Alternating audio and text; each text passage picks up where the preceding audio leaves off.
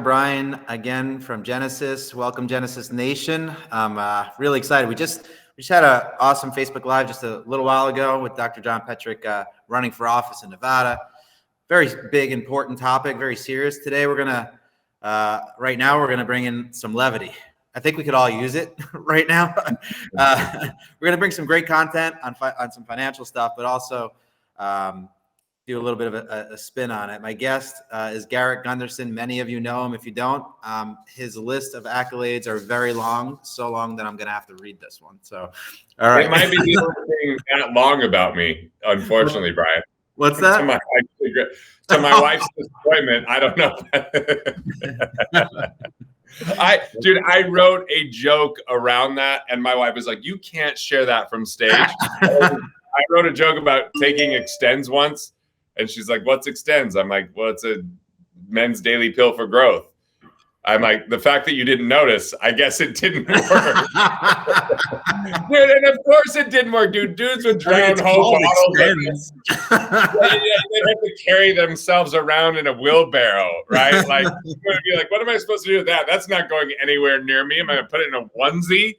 Do I need to read this? Garrett's very, very famous. He wrote a book. It's a couple New York Times bestsellers. Blah blah blah. He's on the news all the time on TV.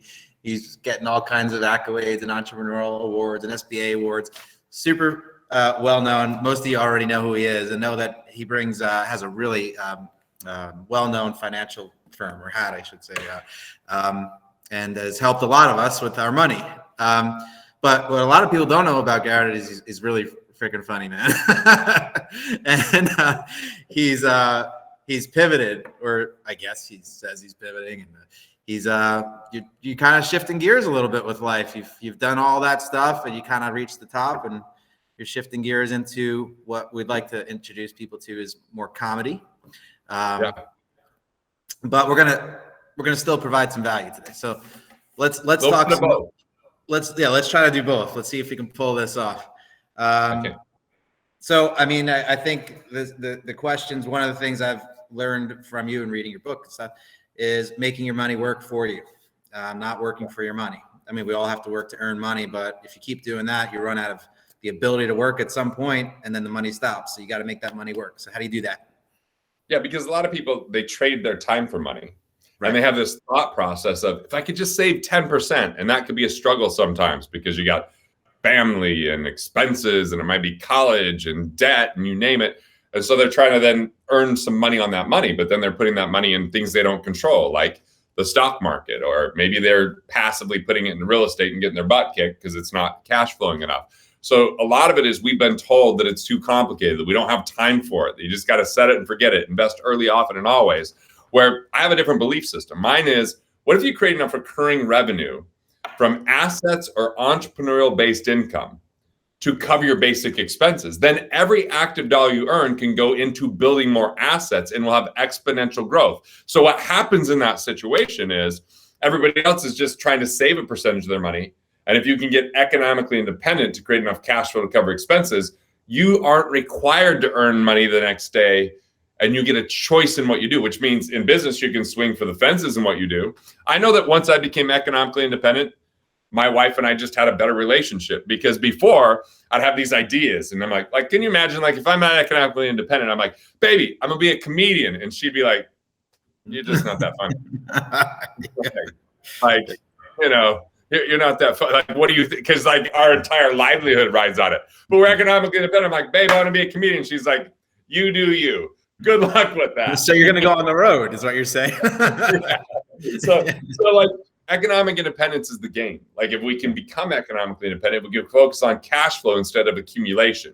Right. If we can, and the first thing to do is plug financial leaks. Where do you have financial leaks that are actually like paying too much in tax, paying too much in interest? Like interest rates are so low, you can renegotiate or restructure right now.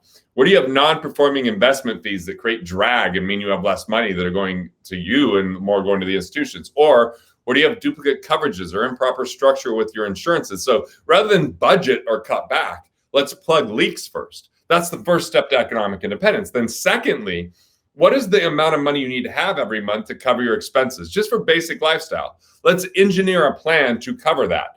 Then let's look at your assets and say, is there anything that's not creating cash flow that we can start creating cash flow with?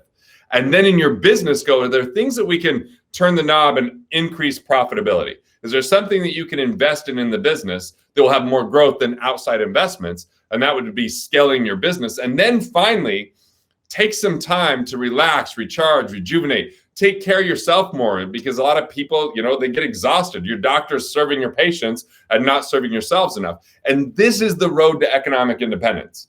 And so the reason I chose comedy is because I can talk about this stuff all day with passion and excitement, but most people fear confronting their finances. Money's intimidating. They're not sure what to do with it.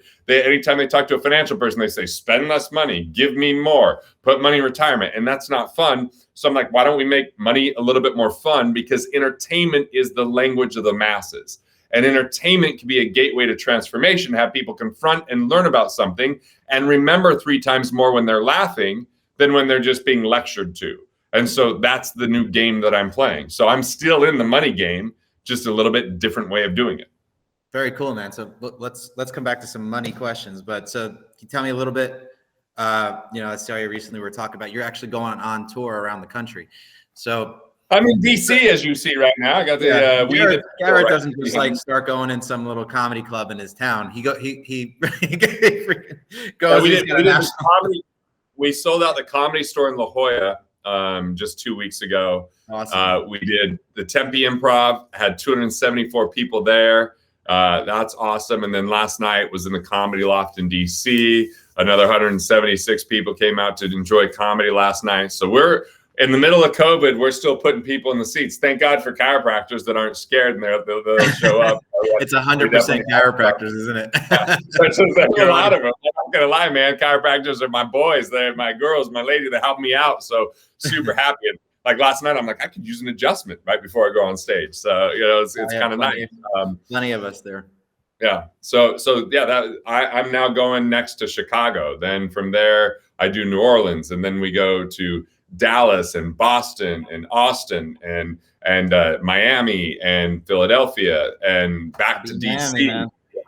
So I mean, if you're willing to come check it out, like it's the cheapest you'll ever pay to hear me speak in person. So every other time, I thought you were paying us, man. I thought you were paying us this time. Finally, time to give back. So all right, let's go back. So chiropractors, we work our butts off. Maybe we followed some of your advice that you're just talking about. We got some cash flow. Where do you invest it these days? Especially, it's kind of crazy right now. Yeah, I mean, I'm here to tell you that it's time to look into crypto. There's USDC and stable coins where you can actually get interest rates that are much higher than money markets and other savings accounts. I prefer doing that and a little bit of speculation if there's really stuff that you're studying. If you don't know, don't go outside of that, because a lot of that's going to be nothing, and a few of the things are going to be a lot of something. The second place is I like to do overfunded cash value that I can access cash. The third place I'm investing right now is in properties that I actually utilize. I bought a cabin. I bought some more land with another cabin on it that I'm going to turn into a music studio. And I actually bought a new house and sold my old house because I wanted more leverage. I wanted more value there. So I don't invest in other types of real estate, but I also, I feel like intellectual property, like you can actually, like I write books, I create comedy specials, like that's intellectual property, and that is an investment. There are plenty of investments out there, but you have to ask yourself, do you know a lot about stocks? Do you know a lot about real estate? Do you know a lot about intellectual property? Do you know, like, what speaks to you? And what I would say is eliminate the distractions and double down on the thing that you know most, and create protection mechanisms, learn to manage risk, but stop diversifying because you get distracted, and start focusing and focus on things that will create cash flow. So the first place to look is in your own skill sets and investing in yourself. The second place to look is inside of your business and things that will help you turn it up in your business to add more value, create more impact, be more complementary. Like, is your business fully maximized? Have you really created the proper vision for it? Have you really created the cash flow that it deserves? Do you have the right people around you? I think we go look for outside investments like, ooh, Bitcoin sounds awesome. But the thing is, if your business isn't where it needs to be, Bitcoin's a distraction right now, not an asset. Right. So focus on the assets you control, yourself and your business, and make sure you fully invested in that. When you've got plenty of cash flow beyond that, well, we got overfunded cash value, we got cryptocurrency, we got other things to consider, but that's based upon who you are and what you know. And overfunded cash value, is that an annuity, like a life insurance policy type thing, or how does that work? Yeah, cashflowbanking.com is a great resource to learn about, how you can set it up. My book, if you go to garrettgunderson.com/comedy, you can get my book, What Would Billionaires Do, at no charge. And that talks about exactly how that process works. I also think that we give you Killing Sacred Cows downloaded as well, which is my first ever book that's still so damn relevant, especially in the times that we're in today. I can't even believe I wrote it, Brian. I reread it recently. How did I know this stuff back then? And I should always take my own advice. What the hell was I doing? I forgot some of this stuff. Well, it's like that thing that's right behind you, man. It's always the principles. It's written on solid ground, man. So it's always right, and it always the more time goes on, the better it gets. As you were saying those things there, I was recalling some stuff from Killing Sacred Cows. Focus on what you know. Don't try to do everything. And the stock market is one example where people are like, oh, the market's going crazy, I'm going to jump in it. But they don't really mean they don't know what they're doing, right? So they don't know how to analyze the actual companies that they heard about this company that's hot right now. That's different than being able to read the financials of a company and invest for the right reason, right? So that's the kind of stuff that's in that book. It's awesome. If you haven't read it, you gotta read that. And talk more to your soul purpose, man. It's awesome. All right. So I got a question here for you. Next question. I heard you talk about, say that if you have a money problem, it's not a money problem. Right. And what do you mean by that? It's either a mental capital problem or a relationship capital problem, meaning you're only one idea or one relationship away from the next level of prosperity. So if you have the wrong philosophy, it can create a problem that shows up in your money. But it's a philosophical problem, because maybe you're spending more than you make because you're stuck in consumerism, or because you feel entitled to more than you have, or you're investing in things outside of your knowledge and it's creating a negative cash flow. So it's bad information. Or relationship capital problem. You have people that are dragging you down, that are negative all the time, that undermine your confidence, that are users or takers. So it's either if it's a money problem, that's just a symptom, because mental capital times our relationship capital equals our financial capital. So if you make more deposits in investing in yourself and expanding your mental capital, and you have high quality relationships that are advocates for you, that refer you, that support you, that encourage you, that create accountability. Like, Brian, you're one of those relationships for me, man. Here we are. Like, I'm in the middle of a comedy tour. I see you. You're like, dude, I will support that because I love what you do. Like, that's good relationship capital. But if I'm spending my time in someone who's constantly in drama, constantly telling me what an asshole I am and all this kind of stuff, like, those are toxic relationships that lead to less money because our time spent in the wrong places. So find those high quality relationships, invest time in them, and it pays off. Last night at the comedy show, Yannick Silver and Derek Coburn are open for me. They brought half the crowd, man. They were awesome. They love it. Like, Derek read my book, Killing Sacred Cows, met him in 2014. He's been a huge advocate. Yannick, same thing. So it's like, those are quality relationships. This tour works because of the quality of my relationships. Yes, I'm spending a lot of time to make sure that the jokes are funny. I'm working on them every day. I'm refining them. Like, some days I would do like 8 hours of work on just, reciting and memorizing, and then doing a Zoom, which Zoom comedy sucks. Oh my God. It's like a punch in the throat every now and again, because like people are on mute and stuff. But you just do the work. And if I'm spending my time in people that don't love who I am or don't want to encourage me, well, I'm going to have a money problem that shows up eventually because of that. Yeah, man. I mean, I've said it many times myself, or thought it at least, that with Genesis, it's all about the relationships. Like, nothing would have happened with Genesis. You could have the best software in the world, but you got to build great relationships. It's a core value of mine for sure. So what is that what you mean with what prevents people from being financially free? Is it all is it mostly headspace, do you think, or is it?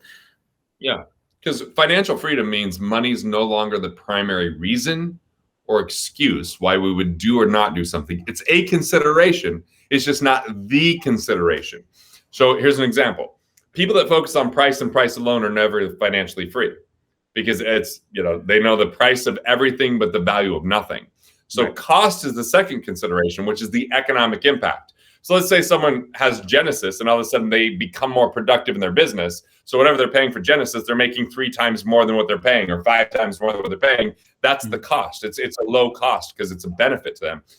And then the value is, what's the ease? What's the feeling of satisfaction? What's the confidence that it brings? What's the fulfillment? So price, value, cost. When we start with value first, cost second, and price third, we're more in a financially free mindset. When it's price and price alone, you're never financially free. So financial freedom is how you view things, not what you have. Economic independence is I have enough cash flow to cover my expenses. That's a state of having. Financial freedom is a state of being, where money doesn't dictate as my primary reason or excuse of why I do or don't do something. Man, that's some deep stuff right there. I've thought about it before. I got some time. Where'd you come up with that? Just off the cuff with that? That's pretty good, because that's the kind of thing I gotta come back and listen to that again myself. Price, cost, value. Price, cost, value. Price, cost, value. Got it. Show them the tap, man. Show them the new ink. Yeah, man. So this is new. Not only am I a comedian, now I've got this tattoo that says, "We can face our pain. The only way is through our pain. And if we go through it with love and compassion, on the other side is consciousness and connection." So consciousness and connection, really, if we're willing to face our pain and go through it. And this is, it's me meditating, because it's about doing the inner work. It's about the relationship we have with ourselves, the relationship we have with our creator. And that when we dialed in on that, we remember who we are and we're more aligned with what we do. Not asking everyone else to do it for us, not asking the media or the world to solve a problem, but we start to solve it for ourselves. That's what's always been awesome about you, man. It's not only do you know the stuff, the financial stuff, but it's deeper than that. It's not just about investing in something, or, there's no shortcuts. No matter what, you still got to work on yourself. And that's been interwoven through everything since killing sacred cows, from what I know, since that's when I met you. So this is awesome, man. So let's talk about the tour. I know we kind of talked around where you're headed and all that, but how do we get tickets? How do we get the dates? I know you can't rattle off all the dates and won't remember them, but there's got to be a website, right? Yeah, like GarrettGunderson.gg, like GG me, or like great game, GarrettGunderson.gg, and you can see all the cities, and you can grab tickets, and you can put in FF20 to get $20 off. That stands for Friends and Family of Brian Capra. So FF20 gets you down to $27 instead of $47. And then we actually have workshops on some of these as well. So you can actually opt into that. Like, I know you've seen a lot of the stuff that we've done over the years. So we've got 5 cities that we're actually doing workshops after the comedy. So GarrettGunderson.gg, grab your tickets. I'm all over the place. I had someone last night, Dr. Trent Camp, drove an hour and 45 minutes to come to the show, which was really cool.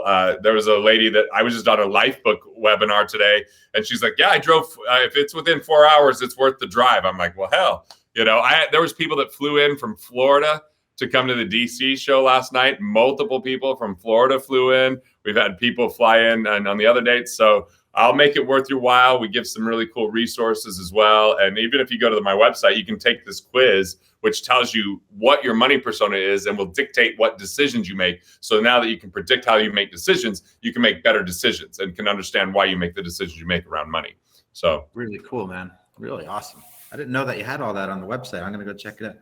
Garrett GG. I got to just write that out. GarrettGunderson.gg. Again, it's GarrettGunderson.gg. Awesome, man. Well, what else you want to share before we part ways for the day? Well, thanks for spending the time, man. I'm here on a mission to plant a seed of hope, connection, and expression in the hearts of 1 billion people and help restore love to humanity by using comedy. Look, we know like love is the way, but comedy is the key when no other will do. Love is the answer when, nothing else breaks through, right? Like comedy will break it through. It gets us to that love. It gets us past money being a blinder. So let's hug, let's hang out, let's have fun. It's time. We need a little relaxation, and fun. So yeah, thanks for having me. Love you, man. I can't wait to see you again. All right, take care, dude. All right, bye. Bye.